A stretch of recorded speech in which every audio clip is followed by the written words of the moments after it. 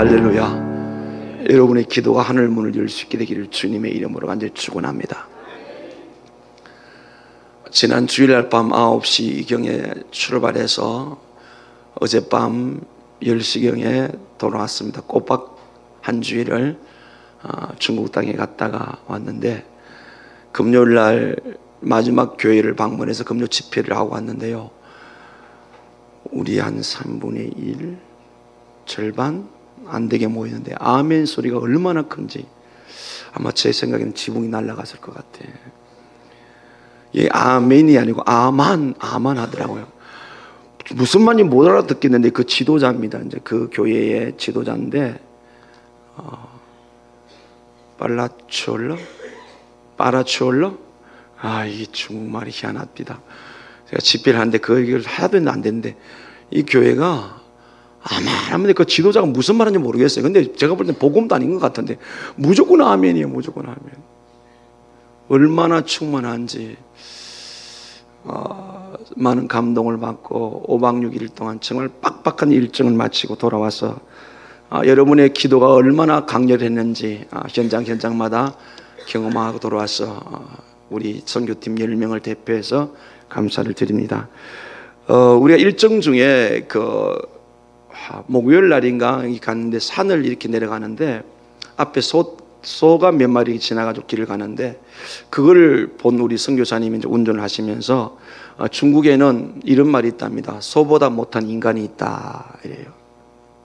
그래서 그게 무슨 이야기냐 물어봤더니, 저 소가 아침에 집을 나온대요. 때로 지어가지고. 그래서 온 산천을 돌아다니면서 이제 이렇게 먹거리를 다 채운 다음에 저녁 때 되면 불러지도 않고 누가 인도하도 없는데 그때가 그대로 고스란히 자기 집으로 돌아간대요. 그래서 집을 나갔다가 돌아오지 않은 인간을 가리켜서 소만 못하다 이랬대. 이 학개서 스가랴서 말라기서를 보면 하나님이 돌아오란 말을 계속하고 있어요. 오늘 아침에도 우리가 말라기 3장을 이제 말씀을 드리는데, 3장에 보면은요 7절에 만군의 여호와가 이르노라 너희 조상들의 날로부터 너희가 나의 귀를 떠나 지키지 않았도다. 그런즉 내게로 돌아오라. 그리하면 나도 너희에게 돌아가리라 하였더니 너희가 이르기를 우리가 어떻게 하여야 돌아가리까 하는도다. 아멘. 몸이 있어요. 성전에 있고 예배 드리는데 하나님 돌아오라 그래요. 제가 그 이야기를 듣는 순간에 소만도 못한 인간이 있다. 스치는 게 뭐냐면, 하나님의 사람임에도 불구하고 마음이 하나님께 돌아오지 않는 사람은 소만 못하다. 누가복음 15장에 둘째 아들이 그랬고 집안에는 큰아들이 그랬습니다. 큰아들은 아버지하고 같이 있으면서 마음이 아버지와 공감대를 못 이루고 있어요. 오늘 이 아침에 농담 아닙니다. 소만 못한 성도가 한 사람도 없기를 주님 이름 완전 소원합니다. 말씀을 잘 들려드려야 돼요. 자, 이 말라기서는 구약 성경의 마지막 말씀인데요, 1절 한번 읽어봐요. 1장 1 시작. 여호와께서 말라기를 통하여 이스라엘에게 말하신 경고라. 아멘. 이 경고란 말이 원어의 뜻이 뭐냐면 무거운 짐이란 뜻입니다. 하나님도 이 말을 전해낸 말라기도 굉장히 무거운 거예요. 자, 이 목회자는 제사장의 역할을 하고 선지자의 역할을 해야 되는데, 제사장의 역할이 될 때는 성도의 입장에서 하나님 앞에 올려드리는 삶을 살아야 돼요. 선지자의 사명이 될 때는 하나님께 받은 말씀을 그대로 전해줘야 돼요. 지금 말라기가 하나님께서 이게 경고라고 하는데 무거운 짐이다. 말씀을 전하기가 너무 부담스러운 거예요. 그게 1장, 2장, 3장 보면 나오는데, 그래서 하나님께서 11절에 보면은 만군의 여호와가 이르노라 해 뜨는 곳에서부터 해 지는 곳까지 이방 민족 중에서 내 이름이 크게 될 것이라. 각처에서 내 이름을 위하여 분향하며 깨끗한 제물을 드리니 이는 내 이름이 이방 민족 중에 크게 될 것임이니라. 아멘. 왜 느닷없이 이 말씀이 나왔을까요? 하나님의 선택한 백성들이 하나님의 이름을 높여드리지 않고 세상에 빠져 세상 사람보다 더 못하게 사니까, 그런다고 내 이름이 죽는 줄 아느냐? 내가 예수 믿지 않는, 다시 말해서 예수 믿지 않는 이방 민족을 통해서 내 이름을 크게 드러내겠다. 오늘 이 대한민국 점점 성도수가 줄어들면서 복음이 약해진 이 시대에 그런다고 하나님이 일하시지 않는 것이 아닙니다. 어떤 민족을 통해서도 하나님은 여전히 이 지구촌의 모든 사람에게 복음이 전해지기를 원하며 하나님의 모든 사람을 통해 이름이 높임받기를 원하시는 줄로 믿습니다. 먼저 믿은 저희들이 오늘 이 말씀 앞에서 가슴을 치고요, 하나님이 지금 나보고 말씀하지 않을까? 저 역시도 거룩한 부담감을 가지고, 무거운 짐을 가지고 오늘은 정말 철저하게 선지자 입장에서 하나님의 말씀을 받아 그대로 대변할 때 우리의 마음이 아프고 힘들수록 이것이 은혜인 줄 깨달아지기를 주님의 이름으로 아주 소원합니다. 때로는 우리가 병들었을 때 의사의 정확한 진단을 받아 아프더라도 수술을 받아서 치료받아 이거 살 길이지, 지금 아프다고 주사 안 맞고 치료를 안 하면 결국은 그 사람은 큰 병에 걸릴 겁니다. 영적인 것도 마찬가지예요. 오늘 우리에게 주신 하나님의 말씀은요, 이스라엘 백성이 바벨론 포로 1차 귀환합니다. 그게 BC 537년입니다. 537년 귀환해가지고 100년이 지나간 지금 약 430년이 돼요. BC 430년이 되는데 예루살렘 성전 건축이 다 됐습니다. 그리고 무너진 성곽이 다 수축이 다 됐어요. 객관적으로 외적으로는 모든 것이 정비가 다 된 때입니다. 겉은 멀쩡합니다. 그런데 학개와 사가랴 선지자를 통해서 하신 말씀과 그다음에 오늘 말라기를 통해 하신 말씀, 결국은 학개서에서 이 말라기에서 나오는 주제가 뭐냐면 바로 마지막 때를 살아가는, 다시 말해서 다시 처음 오실 예수 그리스도 구세주된 준비를 하는 것이고, 학개서라는 그 주제가 메시아가 계속 나옵니다. 그러니까 이제 성전 건축이 됐다고 하나님의 성이 완성돼도 만족할 것이 아니라 이제는 인류를 구원할 구세주가 오니까 그 구세주를 맞이할 성결한 삶을 살라는 것이 바로 학개서, 사가랴서, 말라기서가 서를 통해서 우리에게 교훈해 준대. 그런데 이 이스라엘 백성들에게 과거 하나님께 불순종하고 불경건에 살던 그들 혹독한 징계를 받았습니다. 그래서 70년 동안 나라 없는 슬픔을 겪고 고통에 살았는데, 그것이 회복되는데 얼마 못 가지 않아서 제사장들과 백성들의 신앙이 점점 하나님과 거리가 멀어지는 신앙 불감증에 빠져들고 있습니다. 몇 주 전에 여러분이 신앙 불감증의 말씀을 들었습니다. 그게 학개서가랴서 마지막 층인 말라기서고 다 연결이 됩니다. 오늘 우리에게 이 말라기가 주시는 의미는 우리 주님 반드시 다시 오실 줄로 믿습니다. 그때 그들은 초림 예수였지만은 오늘 우리에게 이 말씀의 의미는 우리 주님 반드시 우리를 다시 데려옵니다. 여러분이 힘들고 지쳤을 때, 세상에 무기력해질 때, 세상에 살기가 힘들 때 다시 오실 재림하실 주님에 대한 소망, 이 재림신앙으로 이루어질 수 있기를 주님의 이름으로 간절히 축원합니다. 우리나라가 이 이단들이 많이 득세해서 지금 예수님이 재림했다고 말하고 그 재림신앙에 초점 맞춰서 자꾸 잘못되니까 재림신앙이 오늘 정통교회에서 안전해진다. 아닙니다. 우리는 끊임없이 예수님의 다시 오심을 기다리고 살아야 될 줄로 믿습니다. 그러면 기다리는 삶의 특징이 뭡니까? 성결하다는 거예요. 왜요? 우리는 그리스도의 신부니까. 신부가 아무 옷이나 입고 아무 곳을 가거나 아무 말을 하거나 아무 것이나 먹을 수가 없잖아요. 그런데 이 당시에 말라기 시대 사람들은 반드시 구세주가 다시 온다, 구세주가 오기로 했는데, 인류를 구원할 메시아가 오기로 했는데 그들이 그렇게 깨어있지 못하고 세상에 빠져서 육신의 정욕대로 살아가고 있는 것에 대해서 오늘 말라기가 무거운 가슴을 가지고 이렇게 살면 안 된다. 근데 결국은 그들이 하나님의 권고를 받아들이지 않습니다. 그 무거운 하나님의 경고의 말씀을 받아들이지 않아서 400년 동안 하나님이 침묵하는, 한 번도 그들에게 말씀하지 않은 암울한 시대를 보낼 때 그 고통이 얼마나 컸겠습니까? 오늘 우리가 이 말씀을 접하며 2000년이 지난 오늘 우리 시대를 살아가면서 시간으로 2400년이 지났습니다. 2400년이 지난 이후에 다시 오실 주님, 이 세상의 모든 여러 가지 징조들이 주님 오실 때 점점 가까우고 있으며 우리는 더더욱 우리 신앙을 성결케 하고 깨어있어서 세상을 이길 수 있는 하나님의 사람들이 될 수 있기를 주님의 이름으로 간절히 축원합니다.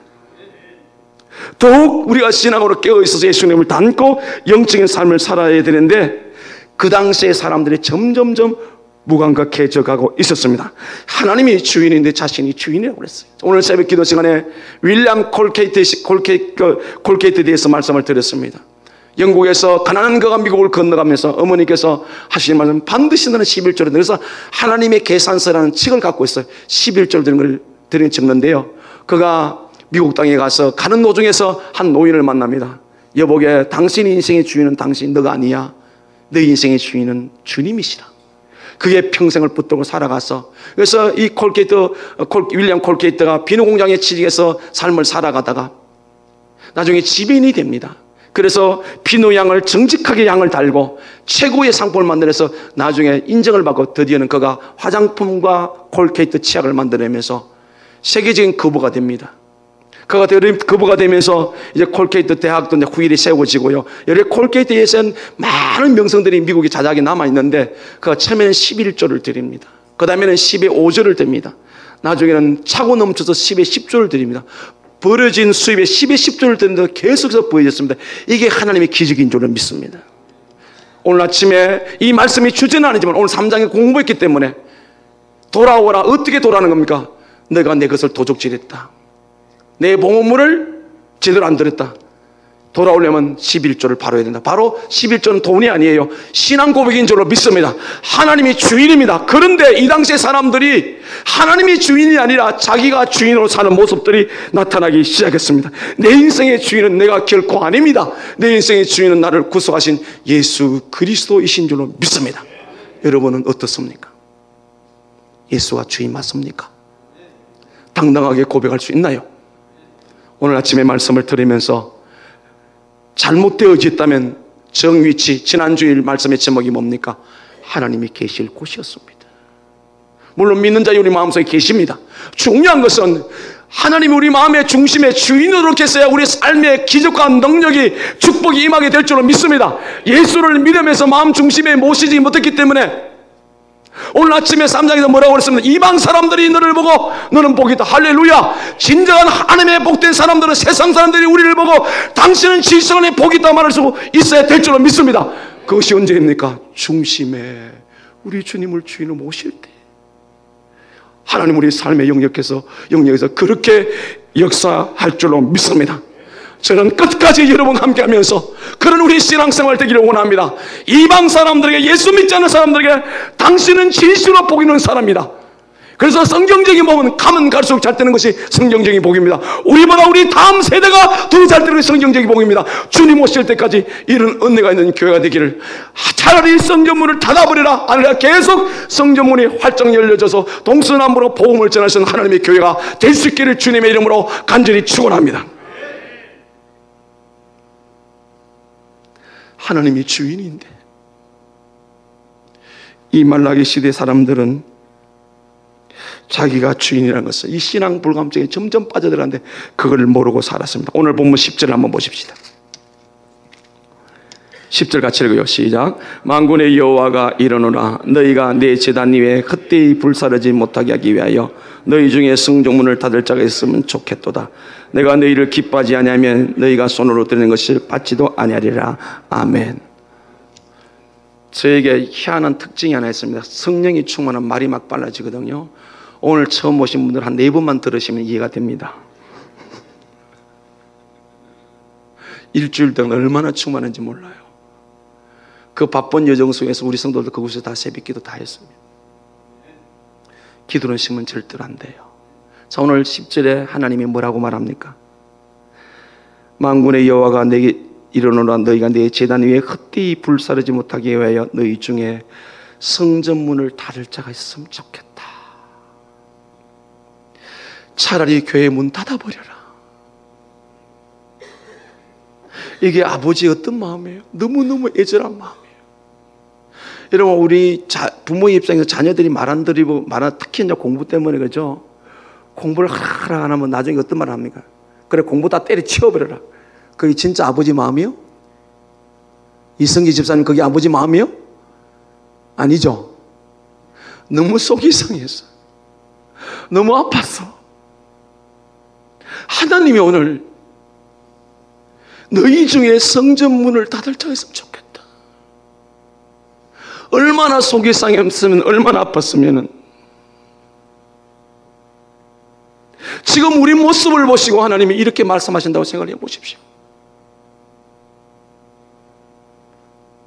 너희 중에 성전문을 닫을 자가 있으면 좋겠다.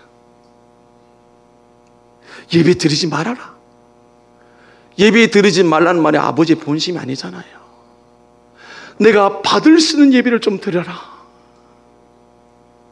내가 너희 예배를 받을 수 있는 예배를 좀 드려라. 아벨의 예배와 같이, 모리아산에 이삭이 아브라함이 드린 예배 같이, 아라우나 다장마당에서 그 재앙 앞에서 드렸던 다윗의 예배같이, 예수님의 십자가의 자신을 태우던 그 예배같이 그 예배를 좀 드려 내가 받게 해달라고. 왜 그렇습니까? 하나님 예배를 받으셔야만이 우리에게 복을 주실 수가 있는 분인 줄로 믿습니다. 그 마음이 너무너무 간절하니까 차라리 너희 중에 이 성전문을 닫아 살면 좋겠다. 오늘 이 시대 한국교회를 향하여, 우리 교회를 향하여, 저와 여러분을 향하여 차라리 너희 중에 성전문 닫아버려라. 예배 드리러 오지 말아라.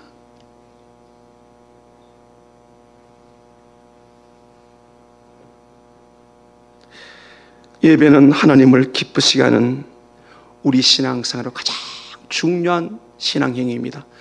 죽은 우리를, 영원히 절망 속에 있는 우리를, 하나님 원수된 우리를 예수 믿어 구원시킨 첫 번째 목적이 뭐라고요? 예배를 받으시기 위해서. 예배를 받으시기 위해서 우리를 구원해주셨습니다. 그런데 예배를 받으시고 안 받으시면 우리 스스로 알 수 있습니다. 예배를 우리 주님이 받으시면 오늘 인격의 영이사님 이곳에 와 계시고 우리 마음에 계시는 줄로 믿습니다. 믿는 자의 마음에 계시는 줄로 믿습니다. 예배를 받은 하나님 교통이 이루어지는데, 예배를 받으시면 증거가 교통이 이루어지면 우리 안에 먼저 평안함이 있는 줄로 믿습니다. 세상이 다 난리가 나도, 내 인생 앞에 처절한 절망의 문제가 있어도, 삶에 얽히고 설키고 참 힘든데도 하나님을 만나면 우리 안에 평안이 있는 줄로 믿습니다. 더불어 기쁨이 있는 줄로 믿습니다. 더불어 우리 안에 소망이 있는 줄로 믿습니다. 그래, 다시 부활신앙으로 일어서야지. 하나님이 나를 도와주면 됩니다. 이것이 예배 중에 분명히 드려지고 하나님 받으심이 될 때 우리 안에 계시는 성령님 우리에게 주시는 확신. 왜 무기력합니까? 여러분, 하나님이 우리 예배를 받으시면요, 우리는 저절로 사라지게 돼 있어요. 내가 힘쓰고 있는 게 아니에요. 이미 주께서 앞서가서 주의 길을 다 예배한 줄로 믿습니다. 나는 이번에 중국에 가서 우리 유덕한 목사님과 그 차를 타고 내 희한한 일을 봤습니다. 이 차가 우리가 7명을 타는데 조그만한 차예요. 1200cc인데 언덕을 잘 못 올라가요. 그래서 언덕을 계속 올라가가지고 내려갈 때는요, 기아를 빼버려요. 이 큰일 날 일이거든요. 사정없이 내려갑니다. 기름값도 적게 들고 속력도 빨리 내고 저절로 간다는 거예요. 그래, 이러지 말라. 만약에 어떤 일이 발생하면 이게 걷잡을 수 없어. 안 된다. 기아를 넣고 하자. 그건 이미 습관이 됐어요. 저절로 간다. 여러분, 하나님 우리 예배를 받으시면요, 우리는 저절로 축복의 삶을 살아지게 될 줄로 믿습니다. 물론 우리가 힘쓰고 했어야 돼요. 힘쓰고 했으면 하나님 받으실 수도 힘쓰고 했을 때 받으심의 증거가 우리 삶 속에요, 이게 왜 이렇게 잘 되지? 왜 이렇게 저절로 되어지게 돼 있단 말이에요. 왜요? 우리 주님이 앞서가시면 다 길을 여시고 준비하시기 때문에. 왜 우리 신앙의 삶이 자꾸 빡빡해지고, 왜 자꾸 벅차지고, 왜 자꾸 막히고 답답할까요? 우리 예배가 하나님이 받을 수가 없어서 그래요. 안 받으셨기 때문에. 오늘 아침에 드린 이 예배가 하나님의 받으심이 되면 우리 안에 평안과 기쁨과 소망이 있고 확신이 있어서 부활 신앙의 능력으로, 그래, 나는 이길 수 있어. 나는 예수 이름으로 할 수 있어. 어떤 것도 할 수 있어. 할렐루야. 이 확신이 충만한, 성령 충만한 아침이 될 수 있게 주님의 이름으로 간절히 축원합니다. 사라지게 된다니까요. 인생에 고난이 없고 문제가 없고 환난이 없는 사람, 저는 멀쩡한 것 같아요. 아니에요. 저도 수많은 고민과 고난했어요. 그러나 주님을 통해서 만남이 이루니까 그게 문제가 문제로 안 보여지는 거예요. 하나님과 가까워지는 큰 문제도 작게 보이지만 하나님과 거리가 멀어지면 작은 문제도 크게 보인다. 이것이 우리 하나님께서 나타나는 거예요. 아무리 큰 문제가, 죽음의 문제가 내 앞에 닥쳐와도 하나님과 반응하게 되면 그것이 죽음이 아니고 소망으로 바뀌어지는 줄로 믿습니다. 하나님과 거리가 멀으면 자그마한 것도 고난스러워요. 여러분 어떻습니까? 9절 하반절에 내가 너희 중에 하나인들 받겠느냐. 10절 하반절에 너희가 손으로 드린 것을 받지도 아니하리라. 13절 하반절에 내가 그것을 너희 손에서 받겠느냐. 이는 여호와의 말이라 하면 하나님의 어떤 예배도 안 받는 거예요. 받지 않는다는 거예요. 우리 삶의 모든 것의 첫 번째는 하나님이 받으실 예배를 드릴 수 있어야 될 줄로 믿습니다. 하나님이 받지 않는다는 말은 삶도 상관이 없다는 거예요. 삶을 열심히 살아도 상관없고 먼저는 예배를 받으셔야 하나님이 우리 삶이 예배이기 때문에 우리 삶에 하나님이 함께 하여 주실 줄로 믿습니다. 그런데 이 백성들이 까마득히 그걸 모르고 있다는 사실이죠. 하나님 안 받는다 그러는데 까마득히 모른다 아닙니다. 이 무감각해진 이 실황불감증 문제가 심각하죠. 그러면 오늘 우리는 어떻습니까? 여러분이 오늘 이 시간 이 예배 자리에 참석한 것을 만족한다면 큰 문제는 아닙니다. 오늘 깊이 있고 우리 성령 안에서 하나님 나를 얼마나 사랑하는지, 나를 위해 모든 걸 준비하신 하나님, 그 하나님을 위하여 심령이 부유해질 수 있기를 주님의 이름을 간절히 축원합니다. 내 만족이 아니에요. 주님 주신 은혜여야 해야 될 줄 믿습니다. 성도는 무엇으로 살아가야 됩니까? 세상의 힘, 능력, 돈, 물질, 권력이 아니에요. 성도는 오직 하나님 주신 은혜로 이 땅을 살아가야 될 줄로 믿습니다. 이것이 성도의 삶의 진수입니다. 다른 어떤 것도 아니에요. 그래서 하나님 은혜로 살았기 때문에 저절로 사라지는 이 삶, 그래서 세상 사람들이 저와 여러분을 바라볼 때 너가 선 땅이 아름다운 땅이요 너는 참으로 복된 자로다, 이런 아름다운 별명을, 아름다운 칭함을 받을 수밖에 없는 믿음의 자리에 우리 모두가 있기를 주님의 이름으로 간절히 축원합니다. 70년 바벨론 포로 생활을 마치고 돌아올 때 하나님께서 그 선두주자들에게 어떤 말씀을 합니까? 올라가면 제일 먼저 성전 건축하라. 그게 무슨 뜻이에요? 예배를 회복하라. 근데 올라와서 성전 건축을 기뻐하며 성전터를 놓을 때 대성통곡하며 그 다음 세대는 그 사실을 모르지만 이 하나님의 전이 세워진다는 것이 너무 기뻐서 대성통곡하는 소리와 웃음의 기쁨의 소리가 합쳐져가지고 멀리까지 들렸는데, 그렇게 시작했는데 방해꾼들에서 성전 건축이 멈춰지고 말았습니다. 16년 동안은 멈춰지는데 그들은 깨닫지 못하고 자기 집진일에 자기 육체적인 생활에 바빴습니다. 하나님께서 학개와 서가랴를 보내가지고 이렇게 살면 안 된다. 그래서 16년 멈춰진 그 성전 건축을 다시 시작했습니다. 성전 건축이 완공됐습니다. 오늘 본문은 BC 537년 올라와서 이 시대가 BC 430년이니까 약 100년입니다.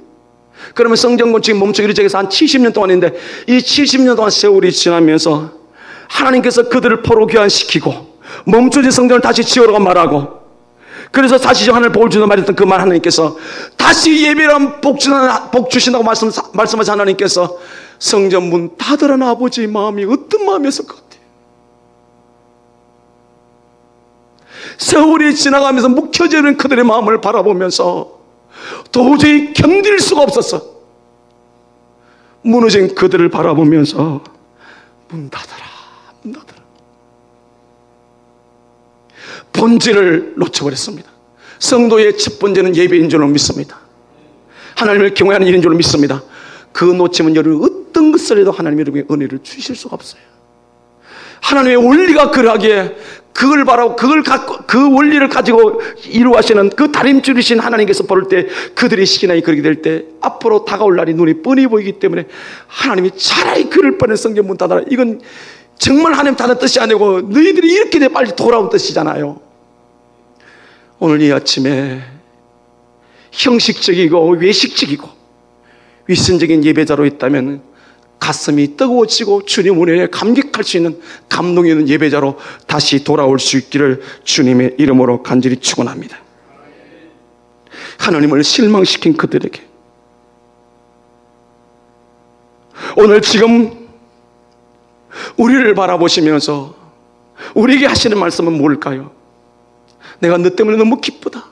아니면은 그렇게 예배 생활하고 그렇게 신앙 생활하면 차라리 문 닫아버리라. 첫 번째, 하나님께서 그 100년의 시간 동안 거쳐가면서 그토록 제일 첫 번째 성전 건축해놓고 중단돼서도 성전 건축하러 하나님께서 그들을 격려하시면서 세웠던 그들에게 닫으러 하신 그 말씀 첫 번째 이유 13절을 같이 읽습니다. 시작. 만군의 여호와가 이르노라 너희가 또 말하기를 이 일이 얼마나 번거로운고 하며 호두숨치고 움치 물건과 저는 것과 병든 것을 가져왔느니라. 너희가 이같이 봉헌물을 가져오니 내가 그것을 너희 손에서 받겠냐. 이는 여호와의 말이니라. 아멘. 여러분, 제가 자주 여러분에게 묻잖아요. 오늘 기쁘게 주님 전에 오셨습니까? 다시 물어볼게요. 여러분, 정말 오늘도 기대하고 소망 가지고 주님 전에 예배드려 오셨나요? 아멘. 여러분이 지금 아멘한 그대로 하나님이 받으신 줄로 믿습니다. 근데 이 당시에 사람들이 어떻게 했습니까? 이 일이 얼마나 번거로운 거. 이 일이 뭡니까? 하나님께 예배하는 일이에요. 그래서 조금 전에 참회 기도 시간에 오늘 이전에 오면서 아니 한 주간을 살면서 한 달을 살면서 예배가 부담스러워요. 예배가 내 삶의 침이 돼요. 여기 번거롭단 말은 피로 고통이란 뜻입니다. 예배의 피로감이 적체된 것이 지금 우리 시대 아닙니까? 그래서 예배 시간에 점점 줄어들지 않아요? 그래서 11시에 예배 시간 12시에 딱 맞추라고 그런단 말이에요. 이게 말도 안 되는 소리예요. 우리가 이번에 붙잡혀서 못 올 뻔했습니다. 집회를 끝냈어요. 끝내고 기도하고 내려왔는데 황성규 사님이 뒤에 있다 나이파가지고 빨리 축도를 하래요. 무슨 일이지? 그래서 올라가 축도를 했습니다. 축도를 했는데도 이분들이 또 찬양을 또 알아듣지도 못한 찬양을 열심히 부르고 또 뭐라고 뭐라는데 그 이야기했더니 우리를 위해서 이렇게 황성지사를 통해서 저 대한민국에서 오는 우리 이렇게 뭐 목사님과 장로님을 다 너무너무 감사. 그 이야기인데 그게 뭐 아멘 아멘 아멘 하더니 계속되는 거예요. 그래가 또 하루 종일 일을 해가 햇빛이 이래 새까만 손떡을 해요. 그런데 제가 강단에 써보니까요 까만 얼굴에 눈만 바짝바짝 하는데요 그 눈이요 얼마나 사모하는지 몰라요. 그래가 또 일일이 돌아다니면 악수하고 이러더니 그 나중에 알아봤더니 그거 끝나면 교제를 해야 된대요. 교제는 밤새도록 이야기를 하고 해야 된대요. 우린 밤에 와야 되잖아요. 지금 빨리 왔는데 근데 그리고 황성규 사님이 축도를 해야 예배가 끝나는 거니까 그래서 나를 빨리 올렸던 거예요. 그들은 예배를 기다리고요 밤새도록 주님 이야기해도 괜찮고요 하루 종일 농사를 지어서 그 피곤한 몸인데 그 자리에 있어요. 예배에 피로감이 없어요. 예배에 고통이 없어요. 그들은 예배에 드는 걸 기뻐해요. 즐거워해요. 그때 그 당시에 이스라엘 백성들은 예배의 피로감을 느끼고 예배의 고통을 느끼고 부담스럽다 힘들어. 이 말이 무슨 말인가 하면요 이 일이 참으로 어렵고 괴로운 일이다. 안 갈려니 그렇고 갈려니 그려놓고 오늘 그렇게 오신 분은 지금 당장 회개하시기를 바랍니다. 이게 그 당시에 사람이 그랬다는 거예요. 그래서 지칠 대로 지치면서 마음의 그 지칠 대로 지치는 무기력하고 무능력하고 감각이면 감동이면 그 상태로 어쩔 수 없이 예배하는 그들의 마음에 대해서 하나님이 코웃음 짓다는 뜻입니다. 가정스럽다는 거예요. 우리가 어떻게 하나님 앞에 그렇게 살 수가 있어요? 이스라엘 백성 하나님 앞에 어떻게 그렇게 살 수가 있어요? 이 시간 이후로 삶 가운데 늘 주님과 교제하면서 정해진 시간에 공식적인 예배 시간에 더 즐겁게 우리 예배 시간이 더 늘어나고 기도 시간이 더 늘어나고 말씀 배우는 시간이 더 늘어나고 헌신하는 시간이 더 늘어나고 전도하는 시간이 더 늘어나고 주님과의 교제 시간이 더 늘어날 수 있기를 주님의 이름으로 간절히 축원합니다. 그리하면 먼저 그 나라와 그 의를 구하라. 그리하면 내게 모든 걸 더하시라. 할렐루야. 말씀은 불변입니다. 믿는 자에게 그대로 이루어지는 줄로 믿습니다. 그 당시에 제사장과 백성들이 하나님께 예배드리는 것을 고통과 피로감으로 잔뜩 처져 있는 오늘 한국교회가 아니 우리 교회가 그래 늘 불안하고 아프고 힘든 것은 하나님 오늘도 예배를 때우는 시간에 되지 않게 하옵소서. 살아계신 하나님의 전인격적으로 만나게 해주옵소서. 성령님 역사하여 주시옵소서. 할렐루야.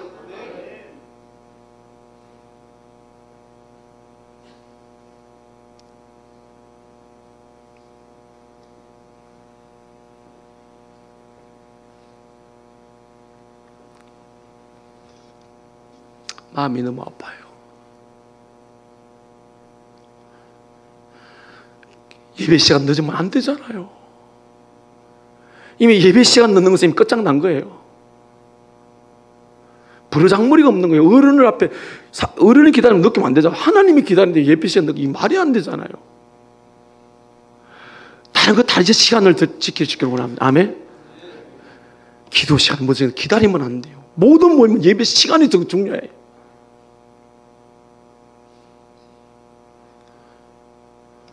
한때 우리 교회 여기 예배당 건축에서 얼마 전에 교회 문 닫는다 그랬죠. 예배 시간 11시에 무조건 5분 전에 문 닫는다 그랬어요. 근데 어떻게 하는 한국 교회가 예배 시간 와도 그걸 감사를 합니까? 늦게 오든 30분 돼도 오든. 이게 말이 안 되는 이야기예요. 왜? 내 안에 하나님 관계에 피로가 적체가 되어 있는 거예요.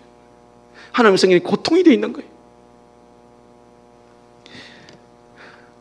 오늘 이 자리에서 주님과 관계가 새로워질 수 있기를 주님의 이름으로 간절히 축원합니다. 여러분, 예배 시간이 기다려지기를 소원합니다. 기도 시간이 기다려지기를 원합니다. 주님 안에 교제가 하는 것이 아름다워지기를 원합니다. 주님 안에 성도 간의 만남이 행복해지기를 원합니다. 그래야 할 때 우리 안에 부활의 능력이 나타날 줄을 믿습니다. 하나님의 소망이 우리 안에 꿈틀꿈틀하고 비전이 커지는 줄 믿습니다. 제가 오늘 오후 시간, 오늘 오후 예배인데 말씀을 드리겠지만, 이제 드디어 우리 꿈과 사랑에도 평신도 부흥사의 시대가 열려지고 있습니다. 무슨 이야기냐? 제가 약속하고 왔습니다. 그 교회들이 수도 없이 많은데요, 항성대성 교회 많은데 지도자가 여기서 사모하고 있는데, 우리 장로님들은 반드시 내가 그곳에 보낼 겁니다. 일주일씩 가서 그곳에서 설교하고 부흥회하도록 하루에 3시간씩 오전에, 오후에, 저녁에 이렇게 집회를 해야 된대요. 저는 믿습니다. 가서 그곳에서. 그래서 이 교회, 그러니까 설교 한 번만 준비하면 한 17개, 38교회는 다닐 수 있어요. 너무 걱정하지 마시고.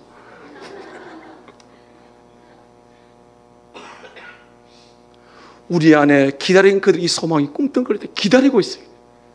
그래서 항성교사가 이제야 진짜 원하는 말을 들었다 그래서, 그들이 그토록 원하는데, 복음을 전지고 원하는데 오는 사람이 없는 게 시골 구석이니까. 기차 타고 5시간, 버스 타고 몇 시간. 항성교사 차가 있는 게 2년밖에 안 됐어요. 그전엔 그러고 구석구석 다닌 거예요. 근데 정말 놀라운 일은요, 항성교사님이 언제 도착한다 이야기하면 기차역에 모든 속들이 다 나온답니다. 그래서 몇 번 칸에 탔다, 그것이 이미 보고가 들어간대요. 그러면은 딱 서면 몇 번 칸에 딱 가면 성도들이 나가, 그때부터 박수를 치요.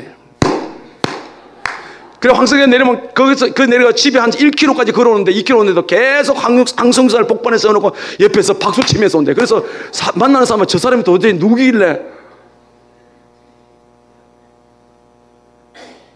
지금도 우리가 어제 집회, 금요일 집회를 만다, 우리가 앞에 왔는데 안 오는 거예요. 나 지금 한참 했다가 오늘 못 올 뻔했다, 붙잡혀가지고. 그만큼 복음을 사모하는 거예요. 근데 우리를 같이 인도했던 안도교회 그 유독한 목사님은 제가 물어봤어요. 너희 교회는 어떠냐 그랬더니, 자기 교회 될 때도 안도역에 항성교에서 도착하면 모든 성도들이 다 나가서 그 아들 박수 막 치고, 집에 먼 길 그냥 교회까지 돌 때가 박수 치고 오는데 그랬대요. 요즘 어떠냐? 요즘 안 한대. 왜 그러냐? 이렇게 자기가 목사가 됐기 때문에 안 한대요.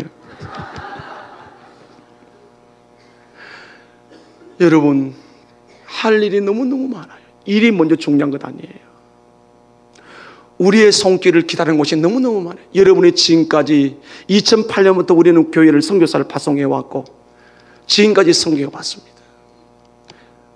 조금 이따 태국 보라이에 트랙터 사는 것도 구경을 할 텐데요, 여러분, 이 땅에 흡의할 물질 가지고 영혼 구원을 위해서, 그것이 곧 삶이 있는 예배예요. 선교하는 교회 하나님이 책임져 주실 줄을 믿습니다. 선교하는 성도 하나님이 책임져 주실 줄을 믿습니다. 선교하는 날 하나님이 책임져 줄 줄을 믿습니다. 그것이 싸는 예배. 아까 뭐라고 그랬어요? 너희들이 그렇게 하고 있으면 내가 이방 사람을 통해 내 이름이 크게 높임을 받을 것이다. 할렐루야. 하나님은 당신께서 계획하시는 일은 반드시 이루어 가십니다. 예배를 드리면서 영원 구력에서 세계를, 열방을 바라보는 그 소망이 우리 안에 꿈틀거려야 돼요. 왜 예배가 무기력합니까?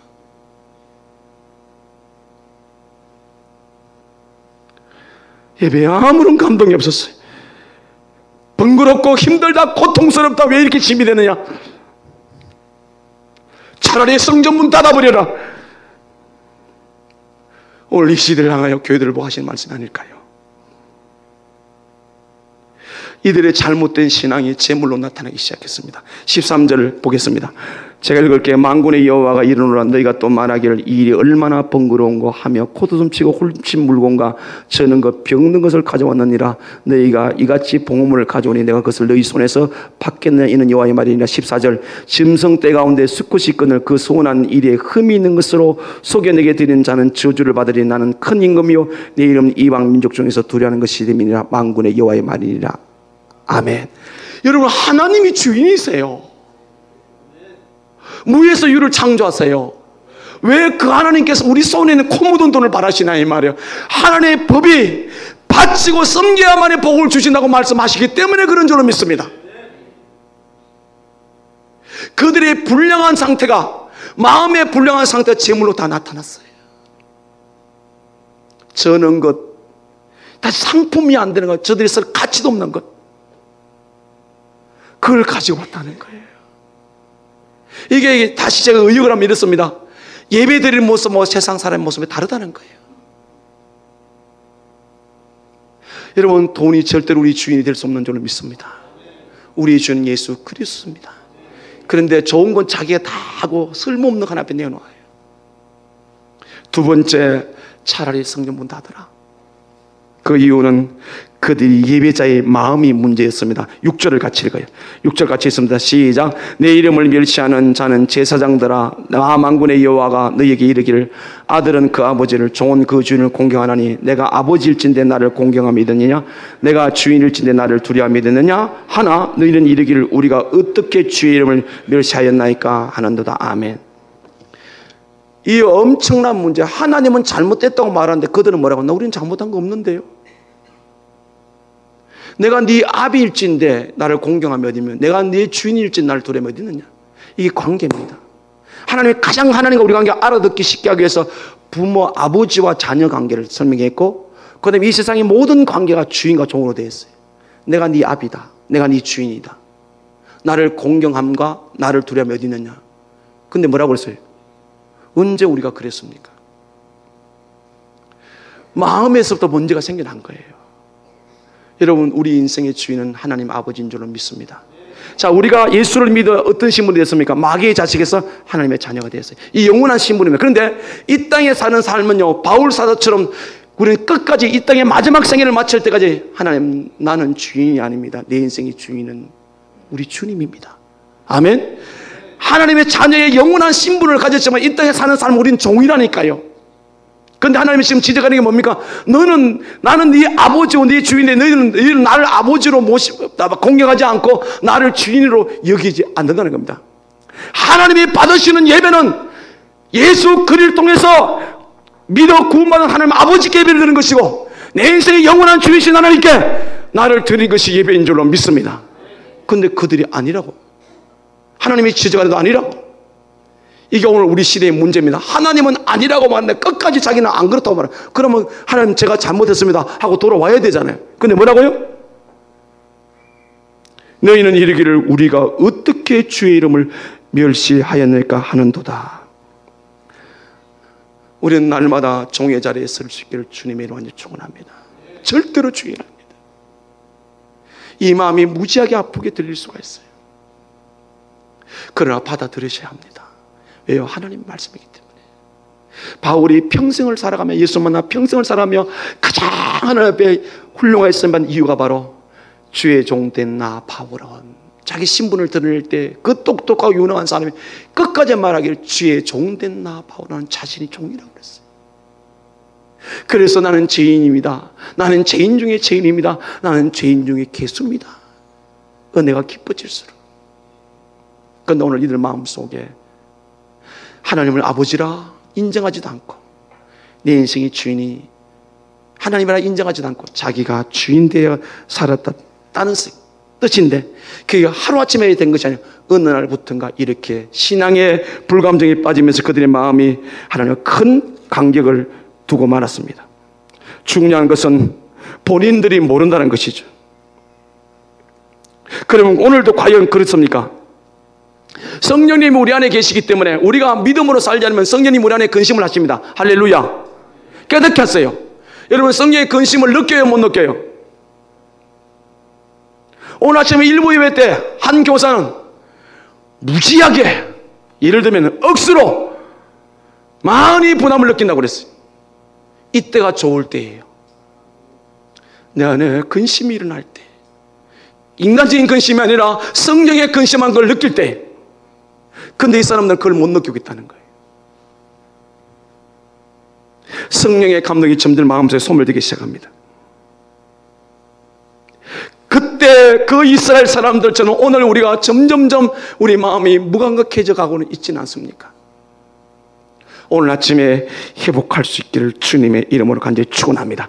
요한복음 4장 23절에 수가성 우물가 여인을 만나서 자신의 정체를 드러내시면서 하신 말씀, 하나님은 진리의 영과 진리로 예배하는 자를 찾으신다. 개역판에는 성령 안에서 진정으로 예배하는 찾으신다. 이게 무슨 뜻입니까?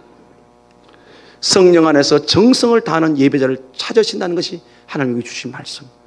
예수로 믿어 거듭난 우리 안에 성령을 모신 우리가 정성을 다하는 겁니다. 제가 아침에 교사들을 보면서 새벽 기도 마치고 와가지고 바삐 본주였네. 제 입장에서는 늦게 오는 8시 55분에 예배를 시작하는데 9시 5분 되고 오는 사람이 있어요. 내가 볼 때는 마음이 아파요. 얼마나 힘들까. 그러나 제가 그렇게 하면 안 돼요. 하나님 원하시는 시간은 우리의 약속한 진 8시 55분인 줄 믿습니다.